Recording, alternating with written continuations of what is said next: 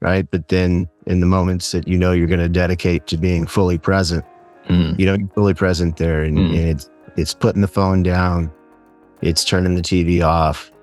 It's 2-3 humans in a room enjoying the time they get to spend with each other. That's what it's about. Hello and welcome to the Dad Dialogue Podcast, the show where we talk about the successes and the stresses of becoming a dad and being a dad. My name is Lawrence and I am your host. Thank you so much for being with us today. Before I introduce today's guest, I'd like to remind you to go over to daddialogue.co.uk if you'd like to sign up to be a guest on a future episode.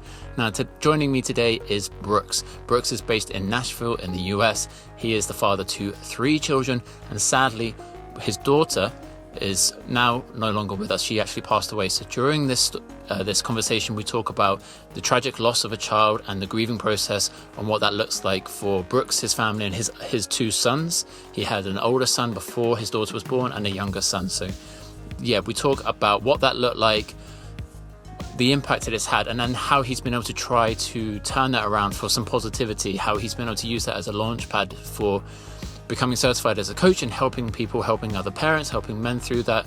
We talk a little bit about just his journey with grief and different processes that he had to go through to kind of arrive at a situation, being able to talk about it.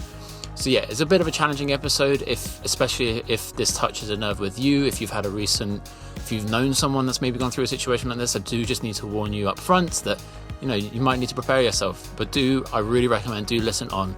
There's so much, I think, to learn from here, so a lot of wisdom from here, and I really liked talking to Brooks, and I think it helped me to understand how to approach these sorts of conversations, because Brooks really loved talking about his daughter, and I would like to think I feel a little bit more prepared of having these conversations with other parents if they've gone through their own tragic losses.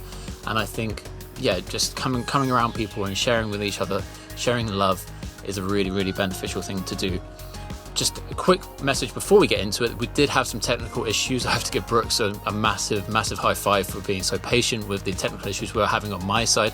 So yeah, there were some tech issues, so that's why I might look or sound just a little bit different to the other episodes, but I hope it doesn't impact the quality of your listening or viewing pleasure. So with all that being said, let's get into the conversation. Brooks, thanks so much for coming on the Dad Dialogue Podcast with us today. Can you start off by telling our listeners just a little bit about yourself and your family?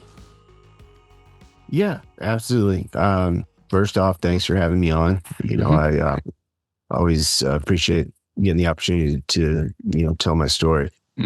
So I live in Nashville, Tennessee. I've been here for coming up on 10 years. Shortly after I moved here, I met my wife. We were together for about 2 years before we finally got married. Did the newlywed thing, finally decided we wanted to have kids. And it was about 18 months right around there when we had our son, Otto. He'll be 5 next month. Did all of the stuff that new families do.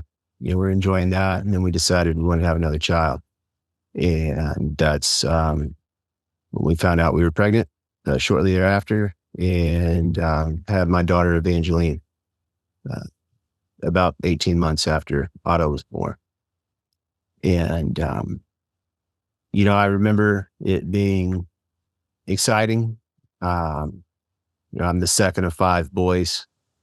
So, I always imagined having a household full of kids, when time came for me. It was stressful in that, now you've got 2 kids you've got to take care of that were both under the age of 3. And, we were just a happy family. We were just doing all the stuff, boy and a girl.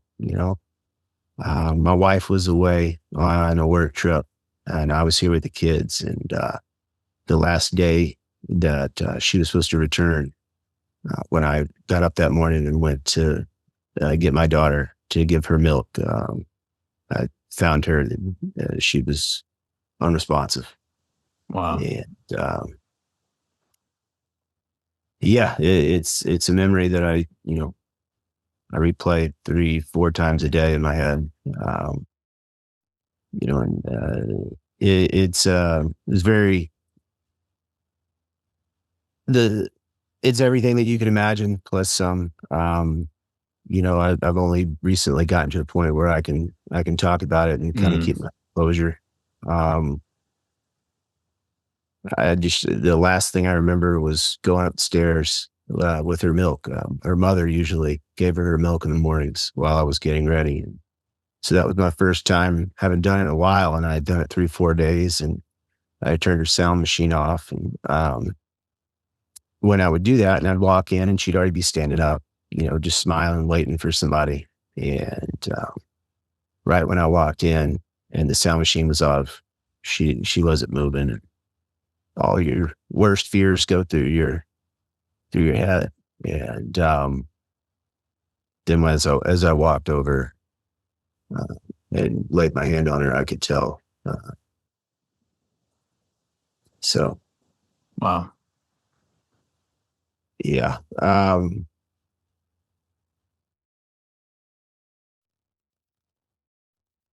We can talk about the day after that a little bit more here in a bit. You Mm, had asked about my family. It was about 2, 3 months after she passed that we found out we were pregnant again. mm, And it was with another boy whose name is Evan, and he's about 18 months now. And it's really been a blessing um, being able to have him around, and to just have that presence again. mm-hmm, Nothing will ever replace our daughter, but I remember those months after she passed when we would sit down at the dinner table to eat with our son. And it felt like no one was there at mm, times, because we didn't have all four of us anymore. And so mm, it's in whatever way that my wife and I have to move forward, right? Having both boys there, and mm, being able to see them bond and grow, and it's really helped she and I be able to do that. mm. Wow. Well, yeah. Thank you so much for sharing openly about your story and this tragedy that happened to you and your family. Why don't we? I'm curious about learning a little bit about more about you because you told me about how you've kind of tried to, I guess, take this trauma and this tragedy and turn it into something that can help others. And you mentioned to me that you're coaching that often, trying to help men through grief and healing. And you even mentioned just then it took a long time to get to a point of being able to talk about this while keeping composure, which I think any person would fully understand. So I'm curious to hear a little bit about more what you're doing to help others in this sense, and also what are the steps to get to the point of actually being able to share about this sort of thing? Yeah, absolutely. I think number one's time. Mm, Um, Everybody takes the amount of time they need to grieve and be able to feel okay in their skin again. mm, Uh, I've always expressed my emotions. I think in my past life, I would feel ashamed. You're supposed to be the best you when you're around other people.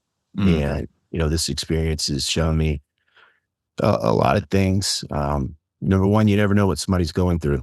mm, So when you approach a stranger or a friend, it's always important to leave a positive impact on them, because you never know when they could need it.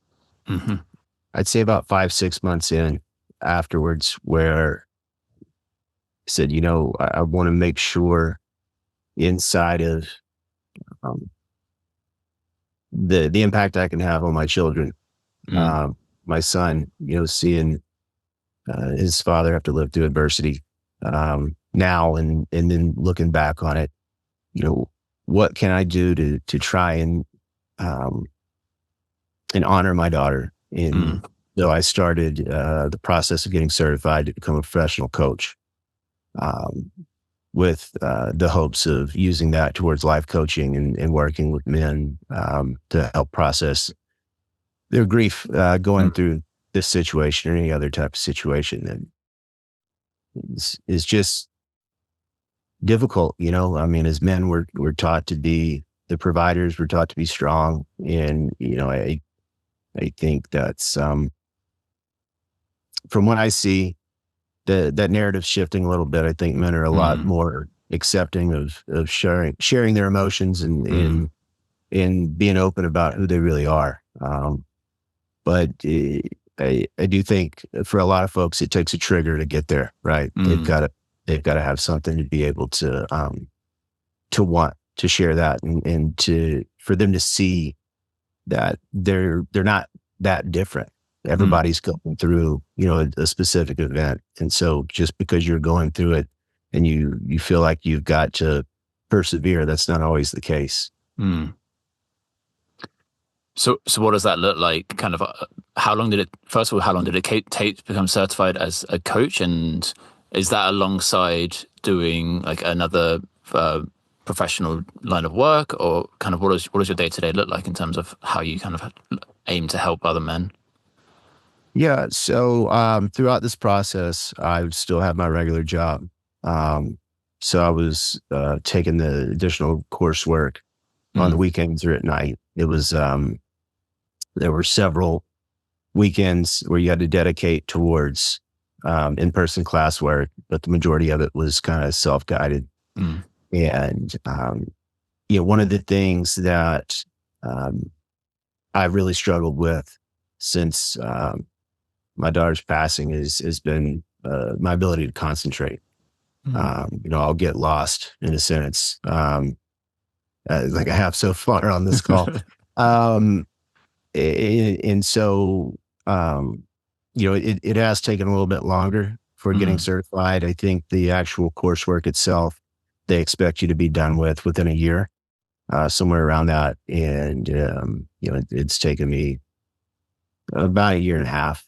I've just started to get that kicked off. mm, It's not necessarily the easiest demographic to market towards. mm, Yeah, we've done a lot of outreach to folks that, run podcasts or run support groups for folks that are going through loss, mm, so that I can let them know, that I'm available mm. should they have anything come up. So I've partnered with a couple organizations that are, looking to match me with somebody that would want some services. So Wow.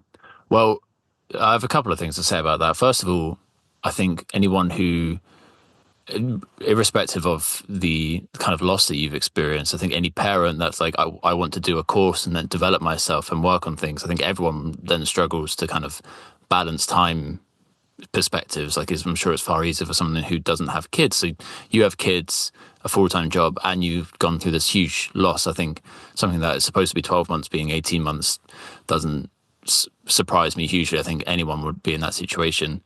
And secondly, I find it very admirable that you're really, yeah, kind of seeing the light in this thing that's happened to you and really driving towards helping others and turning it for like some positivity to come out of it. And I totally agree that I agree with the narrative shifting. I have a lot of guys on here like that are just, they love being dads, and they like being a dad is such a big part of their role. Like, and they put being a dad like above their professional career, and they prioritize being a dad so highly. And I would say that's where I see the narrative shifting quite a lot, as opposed to the people that are like, well, I am a doctor or a lawyer or whatever it might be, and then a parent. yeah, I think a lot of dads are that kind of priority. And I think with that comes the emotional support that we need to provide to our children. And, sadly enough, like, grief is something that is going to happen to us. And I think what you're doing is really admirable. So yeah, I tip my hat to you, and I really hope that it can impact people positively. I think that's a really nice thing to look towards. I did notice you had your email address. It was a Princess and Papa. Is that a clothing company that you and your wife started? yes. Thank you for bringing that up. So the wife and I, we talk about really where we want our life to go, Mm, and processing our emotions every day. And so over the course of the last year, like, we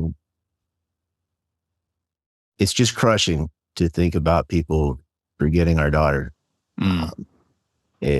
Particularly for us, she had such an impact on us, and we talked through what are the ways that we can honor her. And, you see it all the time with folks that try and start, charities and run events, and they're great. They take so much time and so much support to keep that cause going.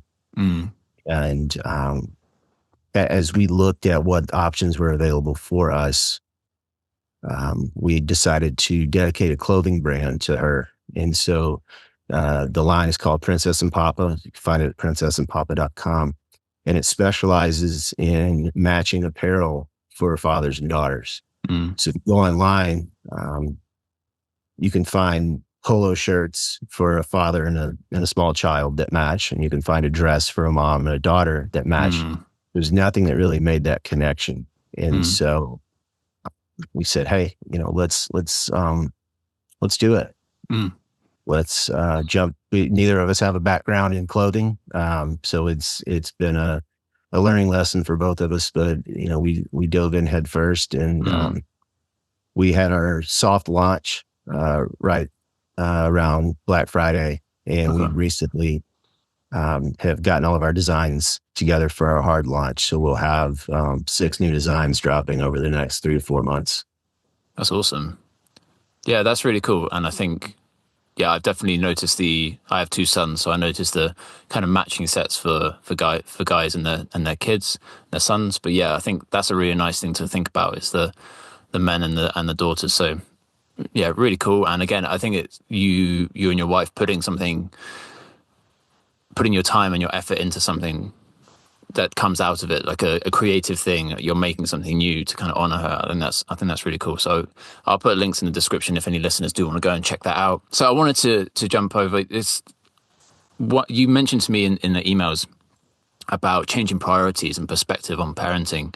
And that kind of led me to think about, do you ever feel as though other problems in life, especially when parenting your 2 kids, your 2 sons, does it ever feel as though some of the problems that you face with them just seem so insignificant to kind of what you experience with your daughter?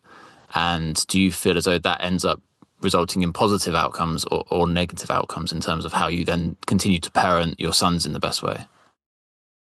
Absolutely. I think pretty much everybody, that's an active parent hopes that their actions are going to lead to positive reflections in their children. I know my wife and I spend a lot of time just trying to be a beacon of positivity around our children, particularly our son, Otto, having lived through this and not knowing, how that will impact him. For myself, my father had 5 strokes in 2 weeks when I was 4 years old. And so he wasn't really able to be active in my life up until his passing when I was around 20 years old. So, I definitely can think back to times for myself where, that's impacted me. Fortunately, I did have family members around who wanted to make sure that I was successful, and even through having to live through that type of tragedy that he encountered, and that, obviously affected me. But, as far as the perspectives go, nothing really matters at the end of the day, except for your family. Everything can be taken from you, but your education and your family. And, thinking about sitting in traffic, getting road rage, like, does it really matter? Like, it's going to continue to happen. Not being able to attend a certain event, or getting into what would typically be an argument with a friend or a family member. It's inconsequential, for us, good days are hard to come by at times, and knowing that for the most part, you're in control of your emotions, you're in control of your perception of the day, taking the time to reflect at night or even in the moment, about the experience that you're going through, and really determining, is this something I want to spend my emotional energy on? Mm. I do think that is definitely ever present now for both my wife and I. Yeah, that's a really interesting way to put it. I can totally relate to that. So do you find those moments of road rage or about to have an argument or maybe losing patience with your kids running around doing something crazy, do you find that situation just doesn't happen? Or do you find that like maybe your emotions build up, but then you're quickly able to kind of have that process of like, one, the energy isn't worth it. Like I'm still, like I'm just going to keep a level head. Is that the kind of process you feel like? Yeah, I mean, it's controlling your reactions in the moment, right? And so those things are still there for me. Mm, I still recognize them. 99% of the time, I don't let it affect me. mm, Um, you know, I'd say with the kids, it's a lot different. Again, they're just so inconsequential at the end of the day. We all want our kids to have just these perfect lives mm, where, we offer them a safe haven, right? mm, Somewhere they want to be that they can enjoy. And inside of that, we try and put up our barriers of like, hey, you mm, can't do this. Hey, here are the rules of doing this. And so, it's definitely shifted, I think, for me,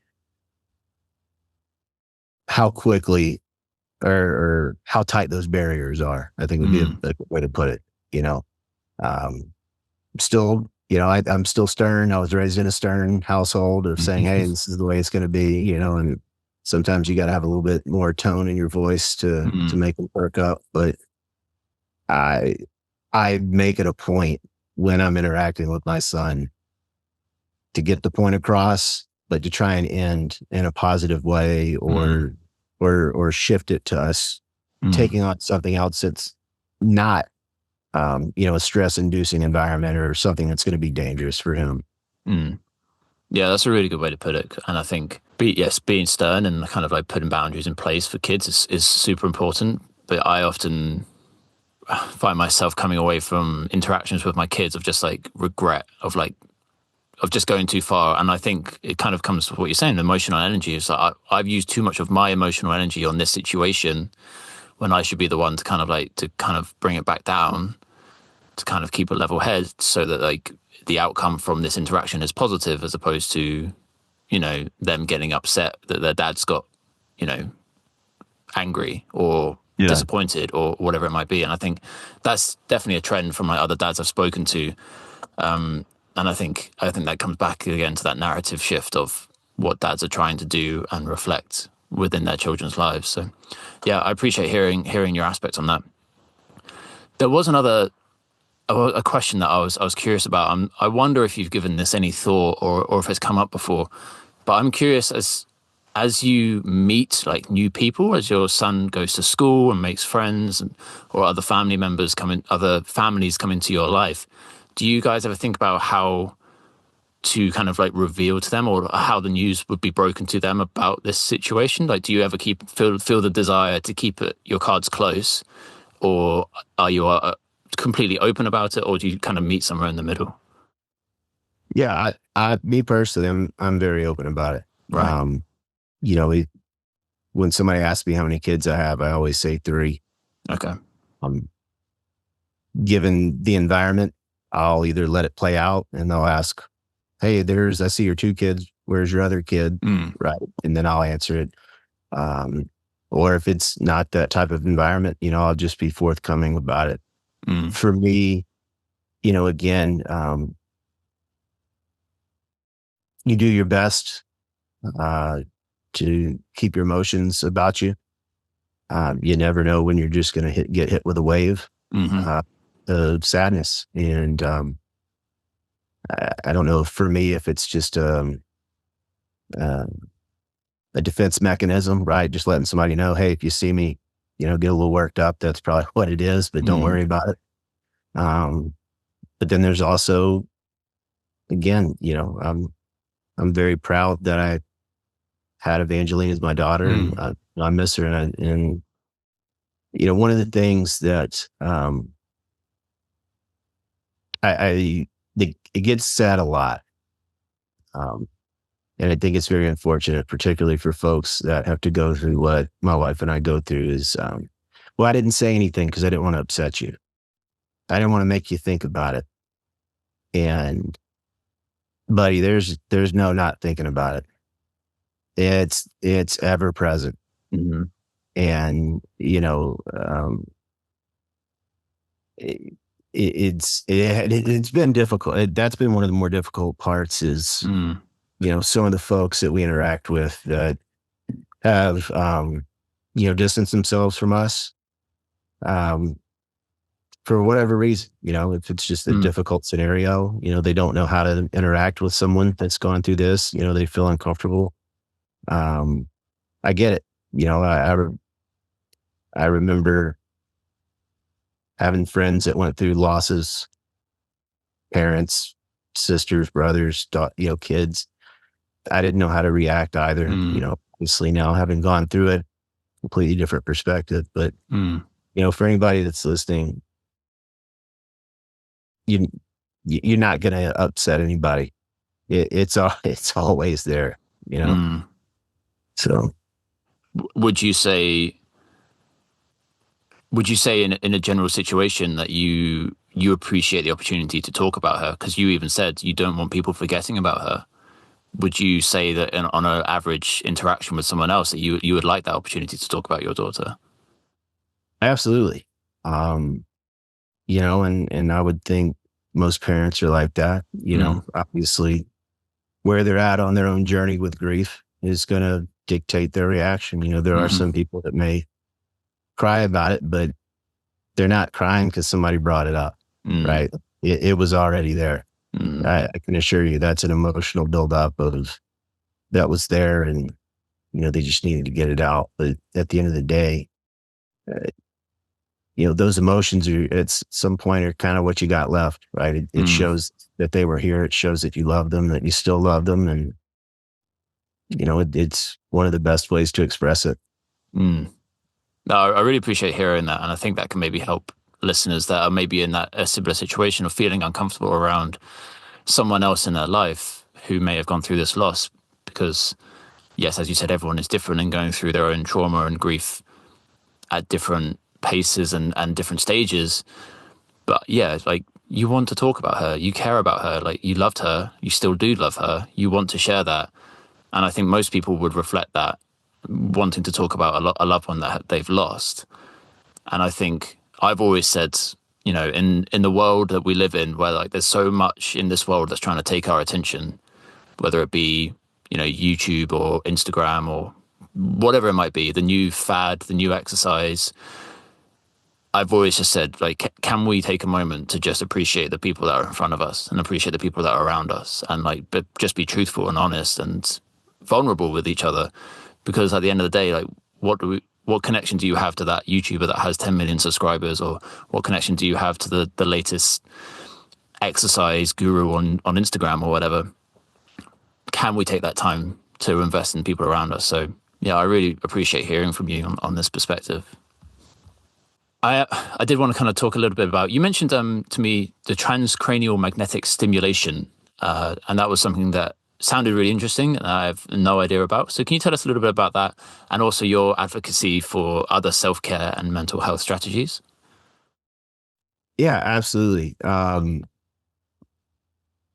TMS, as it's referred to, is the shorthand, is revolutionary in my mind.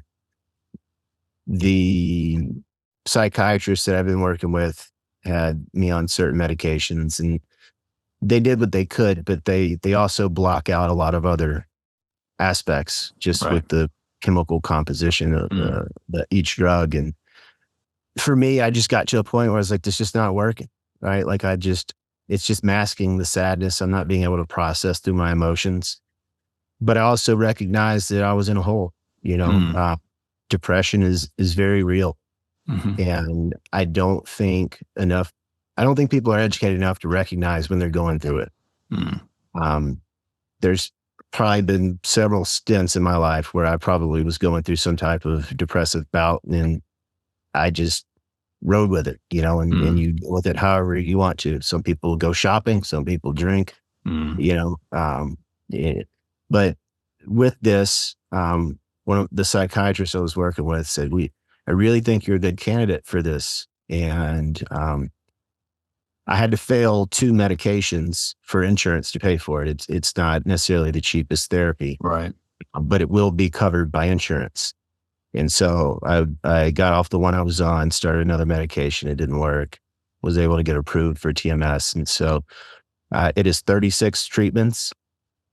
You do 5 days a week for essentially 7.5 weeks, 8 weeks straight. And what they do is they put this hat on you. You look like an old time surgeon that you'll see from like the early 1900s. And they map out a specific area in your brain, and that's where your dopamine and your serotonin originate from. Mm. And so they found that people that are depressed, they just don't produce it the way that they should. Right. So by going in and them using these magnetic waves that will increase in intensity the longer that you're in the treatment, it starts to force your brain to start to produce these again. Mm. And, with where I was at the start of the treatment, I talked to my wife about it because we had to talk about the expense of it. And she said, we need you. Wow. You got to do it.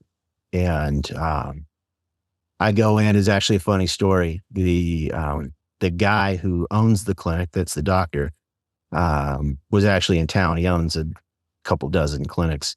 And he was going to do the mapping. That's what they call it, where they find the specific spot where they're going to put that device every time you do it.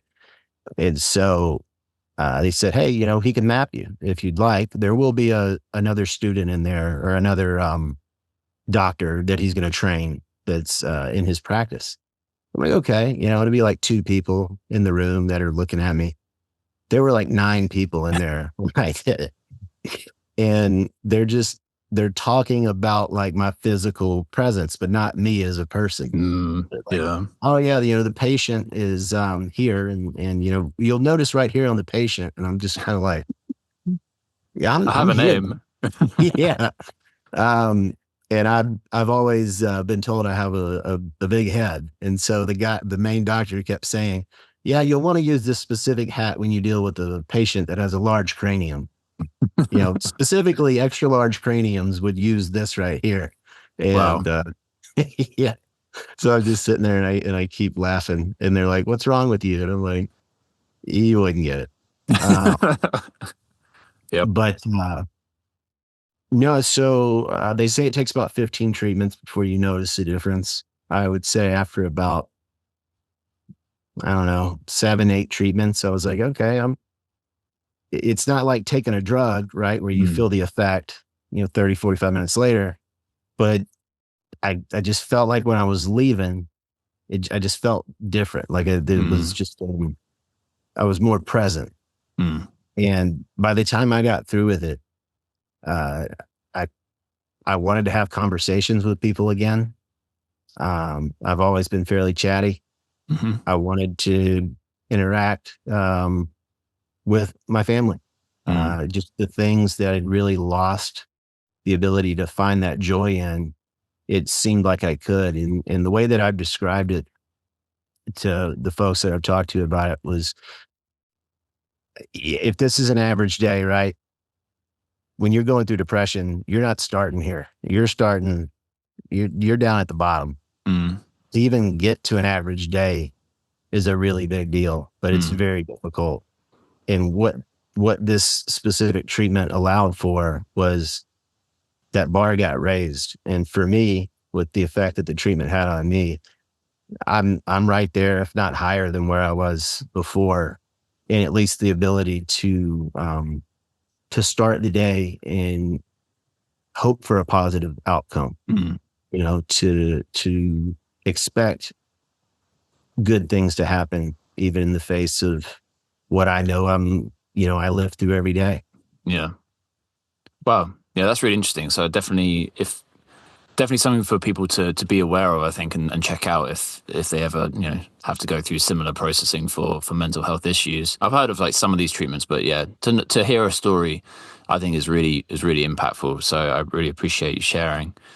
Yeah, again, for anybody that's listening, if you're going through a tough time, I cannot recommend this enough. Whether you have to go through the steps to get to it, or you're able to just go straight to it, the impact that it had on my life is incredible. So obviously your daughter passed away when your son was about 18 months old. So I'm curious, what did life look like and continue to look like as you deal with your grief of obviously losing your daughter, but still honoring your son and being ensuring that his needs are being looked after and kind of balancing those roles, let's say, and things you went through. Yeah, the best way to describe it really is, trying to lead two lives at one time. Um, you have your new life that you have to navigate through and figure out how you're going to exist. You didn't Mm, expect this type of future for yourself. Then you have your previous life, which is where all your memories reside. For me, with my daughter, mm, and how do you let them both exist at the same time? One thing that happens with that is it's incredibly trying, and by the end of the day, I'm definitely emotionally exhausted. mm, Uh, Inside of that, though, I have to think about my kids that are still earthbound, mm, and spending the time with them in the way that I should, but then also in the way that I would want to if my daughter were still here. mm, Focusing in on just the little things, playing with them with their toys, hearing them laugh. You know, um, One of the things that I replay all the time in my mind was the last night that we had. My brother and my sister-in-law were over. They were helping to just play with the kids while my wife was out of town. mm, And we were in our little playroom, and it was just a day like any other day. And I was playing games with my phone while they were just kind of crawling around. And obviously, hindsight, I wish I had spent all that time with her, because it was my last time that I really got with her. And, I try and use that kind of as a guiding light of engaging with Otto and Evan, um, whether it's just throwing a ball back and forth with them mm, in the room, because we're not at the baseball or football stage yet, um, or just listening to their imagination. Otto has mm, the most incredible imagination, and so hearing what he builds in his mind with just the toys that are in front of him. I think those are the focal points for really any parent that they should be focused on, mm, regardless of whether they've lost a child or not. mm, The adage is they grow up so fast, and they don't, right? It's all about perspective, but being there in the moments while they are growing, that's the most important thing. definitely. And I think having that memory of spending more time with your daughter on that time could lead into a lot of guilt, right? But I think channeling that energy, so to speak, of these are the choices I'm going to make, and I'm going to be a positive impact for my kids, and I'm going to try and share this with other guys that might go through a similar thing, or even not go through a similar thing, like you were just saying. Like, it's that shift in perspective and just being present. I think I'm a stay-at-home dad currently, so I do spend a lot of time with my kids, which then ends up me just wanting, I guess, to spend less time with them almost. You just like, oh, I wish guys could just like, be independent for a bit to let me get on with these emails or read a book or do this or, Yeah. unwind, so to speak. But then it's kind of like this time will go eventually, and honoring it and kind of being there, making memories is what it's really about, right? Like being a present dad, being a present parent.